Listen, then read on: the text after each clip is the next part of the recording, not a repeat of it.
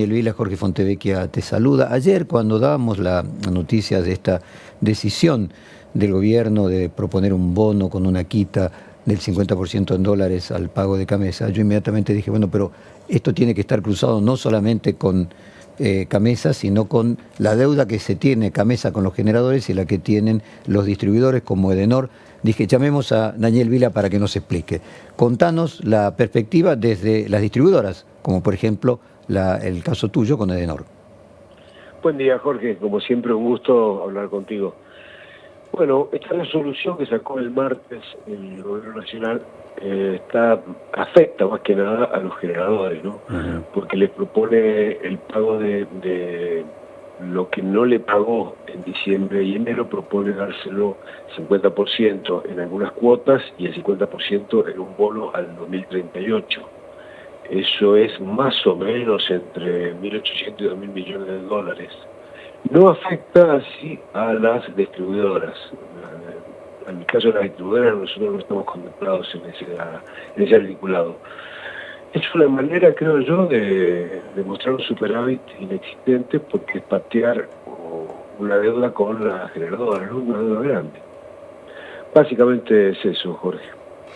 Y en ese sentido, yo tengo entendido que también hay una deuda de las distribuidoras, a lo mejor para a la gente lo puede entender mejor, la generadora sería, por ejemplo, Pampa Energía, empresas que generan energía y que se la venden a Camesa.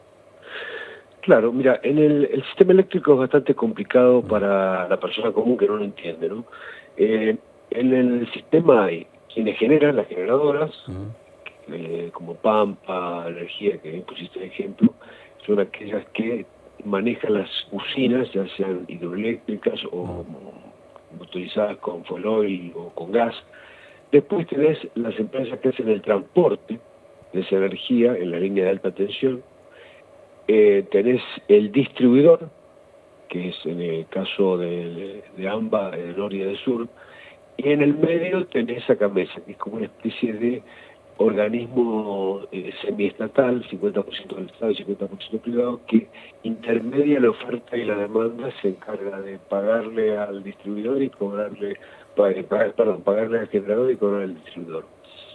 Desde el año 2019 aproximadamente, que el Estado no cumplió con el acuerdo de concesión con las distribuidoras Norte y de Sur, por decir, en el caso del AMBA, como no cumplió con el contrato de concesión, hay lo que se llama un activo regulatorio, que es la deuda que tiene el Estado Nacional con las distribuidoras de Norte y de Sur.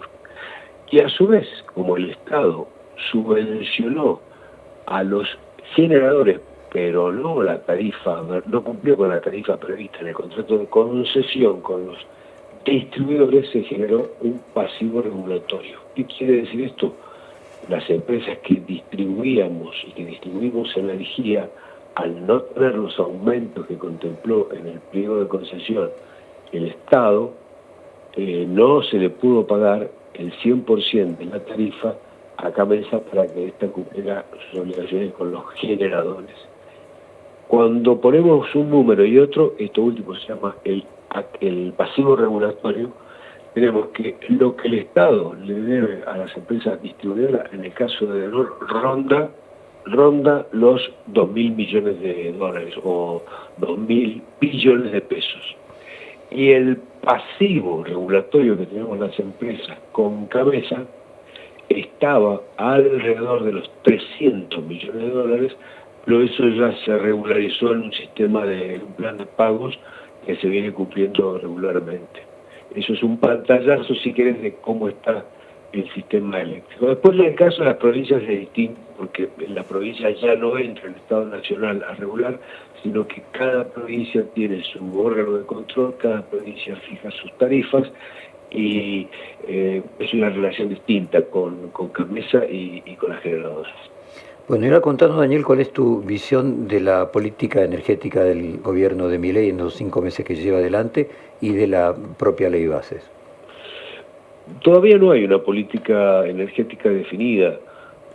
Lo único que ha hecho el Estado hasta ahora, bueno, es sacar esta resolución que te digo, por la cual le produjo una especie de quita y se la paga con un bono al 2038 a los generadores de energía. Pero no hay esbozada una política del sector. Esperemos que la haga a corto plazo, ¿no? Porque no es menor, el sistema energético de Argentina es muy grande, extenso. Pensemos que tenemos un país a lo largo de lo ancho con muchos kilómetros, y todo eso está servido por el sistema eléctrico. Entonces, todavía no se conoce cuál va a ser la política energética del gobierno. Pues déjame pasar a otra área de especialidad tuya, que es los medios de comunicación. ¿Qué pensás de la privatización de la radio y la TV pública? Bueno, es una decisión política. Yo creo que para mí es un error, porque el Estado siempre tuvo y debería tener sus propios medios de expresión, los tiene en todo el mundo, pero bueno, es una decisión, creo que no va a afectar en mucho la actual situación de la Argentina. Tenemos otros problemas más importantes que resolver antes de saber si venden Canal 7 o venden la Radio Nacional o los medios del Estado, ¿no? Me parece que no es lo más trascendente que tenemos para resolver hoy en la Argentina. ¿Y tu propia visión de cómo va el gobierno a los 5 meses? ¿Te lo esperabas así, mejor, peor? No, mira, yo creo que estamos en un 50 y 50, ¿no? 50% todas estas cosas que están haciendo pueden salir bien, 50% que pueden no funcionar. Lo que me preocupa es que hay algunas cosas buenas del gobierno, buenas intenciones que están plasmadas en las ley bases, pero que me parece que se van como deshilachando a medida que van siendo tratadas en el Congreso. Por ejemplo, la ley de reforma laboral me parece que no es tal, me parece que queda más en una intención y una expresión que en una verdadera reforma como la que necesitaría la Argentina, con lo cual vamos a presenciar una reforma ineficiente. Qué sé yo, lo mismo te puedo decir de la reforma impositiva, me parece que no es tal, pero bueno, esperemos a ver qué sale del Congreso. No soy optimista, la verdad que, qué sé yo, veo que hay una enorme carencia del gobierno para hacer política, y para eso es la función pública, ¿no? La política es el arte de negociar, de consensuar, de discrepar a veces, pero me parece que autoritariamente muy difícil sacar las cosas, ¿no? Si no se conversa con los gobernadores, con los legisladores, y al revés se los descalifica, me parece que no es un camino correcto. Daniel, aquí te quieren hacer preguntas a nuestro columnista de política y de economía, Alejandro Gomel y Fernando Meaños, en ese orden respectivamente. ¿Qué tal, Daniel? Muy buenos días. Para entender un poco, estábamos hablando del tema eléctrico. Ahora el gobierno decidió en mayo posponer lo que iban a hacer los aumentos, ¿no? De electricidad, de gas, también impuestos a los combustibles. ¿Cuál es el atraso que ustedes analizan que hay todavía en cuanto a las tarifas? Hay ya aumentos que han llegado y hay quejas, por supuesto, de algunos sectores por las subas que hubo en estos meses. ¿Hay atraso grande todavía en cuanto a tarifas?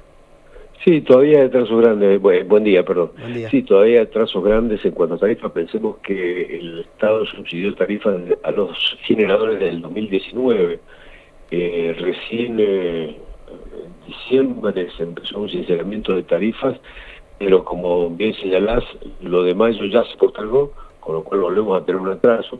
Veremos qué pasa de acá en adelante. En realidad, el anuncio que ha hecho el gobierno es que las tarifas se iban a actualizar, las de luz y de gas, de manera mensual, aplicando 3 índices: precio al consumidor, precios mayoristas y salarios. Bueno, ya en el primer mes eso no sucedió. Yo creo que posponer este aumento obedece más que nada a que le cierre el índice de inflación del mes, ¿no? Pero bueno, tarde o temprano lo van a tener que hacer. Sí, Fernando.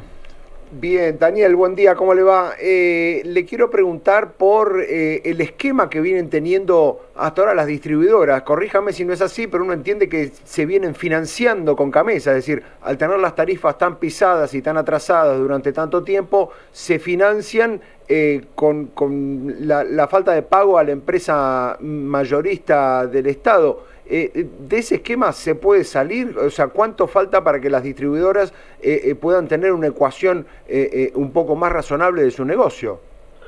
Bueno, es exactamente lo que le contaba recién, que en el caso nuestro hay un activo y un pasivo regulatorio. El activo regulatorio, que es lo que las empresas, en el caso de Norte, tenemos a cobrarle al Estado, es aquello que no se aumentó y que está contemplado en el pliego de adjudicación de la licitación. Ese atraso del Estado ronda los 1.200 millones de dólares. Y después está el pasivo regulatorio, que es exactamente esto que usted señala, lo que no le pagamos las empresas a cabeza, fruto de que no se aumentaban las tarifas, en consecuencia lo que le cobrábamos al usuario no alcanzaba para pagar la tarifa, la cuenta de cabeza, y eso se llama pasivo regulatorio. Eso es de alrededor de 320 millones de dólares. Hoy está regularizado, hoy se le está pagando normalmente a cabeza, pero bueno, si seguimos con estos atrasos y se vuelve a no actualizar las tarifas, seguramente va a volver a haber atrasos con cabeza. Y por último, recién usted hablaba de un superávit fiscal que no es tal. Gran parte de ese superávit se basa en que está suspendida por completo la obra pública. ¿Qué va a pasar en el sector de energía eléctrica si el gobierno sigue con este criterio de no financiar ninguna clase de obra para, digamos, mejorar el sistema? Sí, el Estado en realidad no financia las obras. Las obras las hacemos las empresas distribuidoras y las generadoras, pero para eso necesitamos tarifa. O sea, si el Estado no cumple con el pliego de licitación y aumenta las tarifas en la fórmula que está previsto, es muy difícil hacer todas las obras de mantenimiento y nuevas redes que se hacen permanentemente en el sistema eléctrico. Esperemos que eso no suceda, esperemos que las tarifas se actualicen, esperemos que haya una normalización del sector y vamos a tener un sistema eléctrico eficiente en todo el país. Nuevamente, no entiendo que la pregunta va por otro lado, es decir, si vos, por ejemplo, parás la central nuclear que se estaba generando, que le faltaba 20% para terminar, o si no construir las represas en Santa Cruz, evidentemente la energía no se va a generar. Hay un punto a partir del cual, independiente de las inversiones que hagan las empresas para distribuir, si no entiendo mal, el Estado es fundamental en determinadas obras de la generación de energía base, ¿no? Por ejemplo, una represa, por ejemplo, una central nuclear. Sí, Jorge, es verdad. Hay dos tipos de generadoras, las generadoras que maneja el sector privado y las generadoras que construye el Estado. En las que hace el Estado, esas ya no sé qué política tendrá, pero creo que las va a tener que seguir sí o sí, porque si no nos va a quedar sin energía eléctrica.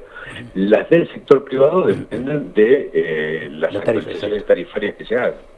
Claro, pero me imagino que las más grandes y las más importantes son casualmente esas de tamaño monumental que hace el Estado, como una central nuclear o como una represa en Santa Cruz. Daniel, muchísimas gracias por atendernos este día, te mandamos un abrazo grande y nos mantenemos en contacto como siempre. Un abrazo, Jorge, un saludo para todos los que están ahí en el estudio. Gracias. Acabamos de hablar con Daniel Vila, el presidente del Grupo América.